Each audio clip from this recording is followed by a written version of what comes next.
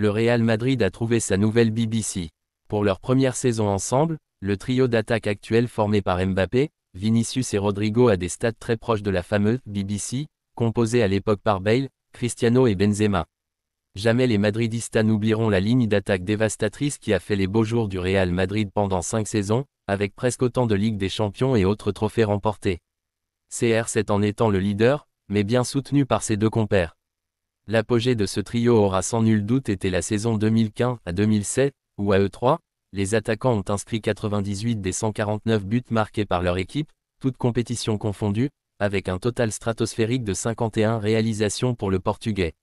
Suite au départ de Cristiano Ronaldo à la Juventus en 2018, tous savaient qu'il allait falloir patienter longtemps avant de retrouver un trident si prolifique pour défendre l'écusson du club madrilène.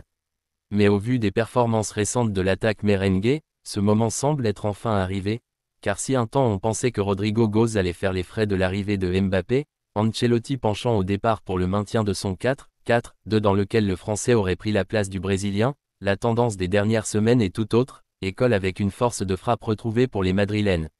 Ancelotti préfère maintenant opter pour un 4-3-3, y compris quand l'une de ses trois stars n'est pas disponible. Quand Vinicius Junior est absent, Rodrigo prend sa place à gauche et laisse l'aile droite à un autre joueur de l'effectif, comme Brahim Diaz par exemple.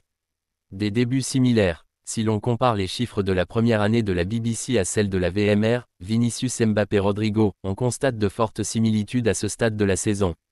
À la date du 24 janvier 2014, la BBC avait marqué 55 fois, 31 pour Cristiano, 14 pour Bale et 10 pour Benzema. Au 24 janvier 2024, soit pile 10 années plus tard, Mbappé, Vinicius et Rodrigo ont fait trembler les filets à 47 reprises 19, 17 et 11. 8 buts de moins donc à ce moment de la saison, mais un rendement qui reste tout à fait honorable, et laisse à penser que le Real Madrid pourrait avoir enfin trouvé sa nouvelle BBC. Carvajal s'est fixé un objectif pour son retour. Le défenseur Dani Carvajal avance à grands pas sur sa récupération. Il s'est même fixé une date de retour. L'Espagnol a subi une déchirure du ligament croisé antérieur et une rupture du tendon poplité de la jambe droite le 6 octobre dernier. Un peu plus de 100 jours plus tard, Dani Carvajal a montré pour la première fois les progrès de sa guérison. Le lendemain de la blessure, le club a annoncé sa prolongation de contrat jusqu'en 2026. Depuis, le joueur a fait 8 publications, presque toutes familiales, d'autres pour Noël, une de soutien pour Militao, mais aucune sur son processus de récupération.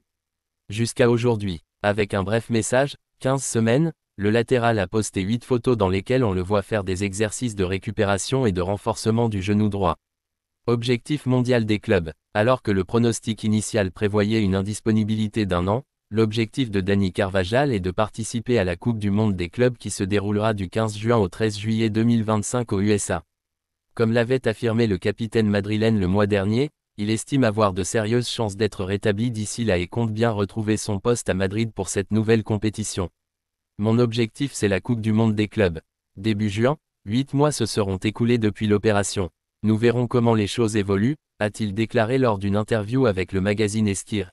Mbappé, je l'avais dit dès le premier jour, maintenant c'est clair, après son gros match face à Valladolid, le joueur du Real Madrid Kylian Mbappé, auteur d'un triplé ce soir, s'est exprimé après la rencontre. Premier triplé avec Madrid, très heureux pour le triplé, mais au-delà de la victoire, comme je le dis chaque semaine, il était important de gagner aujourd'hui après le résultat de l'Atlético. Nous devions bien jouer, nous avons marqué le premier but sur une action collective. En deuxième mi-temps, il y a 10 minutes où nous pouvons mieux jouer, nous avons marqué le deuxième, nous avons bien géré et nous avons marqué le troisième. Une série positive en Liga, ça nous donne de la confiance, mais vous savez mieux que moi que rien n'est fini avant la 38e journée. Nous avons beaucoup de confiance, mais nous devons la conserver et continuer comme ça. Son rôle d'avant-centre, j'ai dit dès le premier jour que je pouvais jouer aux 3 postes de l'attaque, que je devais m'adapter à l'équipe et maintenant ces deux choses sont claires. Je peux jouer en attaque à droite, au centre, ou à gauche. Mes mouvements se font naturellement avec mes coéquipiers et nous devons continuer comme ça. Vinicius et Rodrigo ont dit qu'ils allaient l'aider à devenir Pichichi, je peux dire que je dois aussi les aider, ainsi que toute l'équipe, car ce que nous voulons, c'est que le Real Madrid gagne. Si je suis Pichichi, c'est très bien, je l'ai été plusieurs fois dans ma carrière, mais je veux surtout gagner des titres avec l'équipe. Le match face à Brest la semaine prochaine, ça va être dur car ils jouent bien à domicile, ils ne jouent pas vraiment chez eux, il joue à Guingamp, mais ça sera quand même un match compliqué que nous devons gagner. À la Madrid, Rodrigo au PSG, Madrid accepte.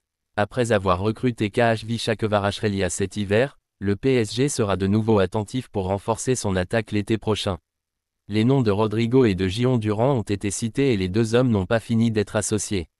Priorité du Paris Saint-Germain l'été dernier, KHV Kvaratskhelia s'est engagé il y a quelques jours en faveur du club de la capitale pour 70 millions d'euros. Une recrue qui fait le bonheur de Luis Enrique et qui devrait être la seule dans le secteur offensif cet hiver. Pour accueillir de nouveaux attaquants, l'entraîneur du PSG va maintenant devoir attendre 6 mois. Plusieurs noms ont déjà été évoqués dont récemment ceux de Gion Durand, Aston Villa, et de Rodrigo, Real Madrid. Et contre toute attente, l'avenir des deux joueurs pourrait être lié dans les semaines à venir. Foot Mercato révèle en effet que le Real Madrid a manifesté son intérêt auprès d'Aston Villa dans le but de recruter Gion Durand l'été prochain. Après avoir recruté KHV Kvaratskhelia cet hiver, le PSG sera de nouveau attentif pour renforcer son attaque l'été prochain. Les noms de Rodrigo et de Gion Durand ont été cités et les deux hommes n'ont pas fini d'être associés. Le PSG se positionnera sur Rodrigo si une ouverture se présente l'été prochain. L'attaquant brésilien est sous contrat avec le Real Madrid jusqu'à juin 2028, a publié sur les réseaux sociaux le journaliste, confirmant à cette occasion les informations de la presse espagnole. L'intérêt du Paris Saint-Germain pour Rodrigo est bien réel et les dernières performances du natif d'Osasco ne vont certainement pas inverser la tendance puisqu'il reste sur 3 buts et 4 passes décisives sur les 4 derniers matchs de Liga. Il faudra en revanche que le Qatar signe un très gros chèque pour recruter Rodrigo. Car si le Real venait à payer 100 millions d'euros pour Gion Durand, on peut légitimement penser que le club merengue exigera au moins la même somme pour vendre Rodrigo. Le PSG et les autres courtisans de l'international au River, 31 sélections, sont prévenus. Vinicius explique sa nouvelle célébration. L'attaquant du Real Madrid a inscrit un doublé contre Salzbourg mercredi et a franchi la barre des 100 buts sous le maillot blanc. Lors de la goleada 5-1 face au club autrichien, Vinicius a marqué 2 très beaux buts. Sur le premier, il a célébré avec un geste symbolique des mains, mimant le chiffre 100, comme le total qu'il a atteint en tant que joueur du Real Madrid depuis son arrivée à club en 2017. Sur le second but en revanche, Vini a célébré en se couvrant les yeux d'une main et en mimant un pistolet de l'autre. Cette célébration, déjà reprise par d'autres, a suscité diverses hypothèses. Mais le Brésilien lui-même a expliqué la raison de ce geste inhabituel. Je joue toujours à la PlayStation avec mes amis et ils m'ont demandé de faire cette célébration. Je vais continuer à le faire parce que je marque plus de buts depuis que je le fais, a déclaré Vinicius lorsqu'on l'a interrogé sur le sujet.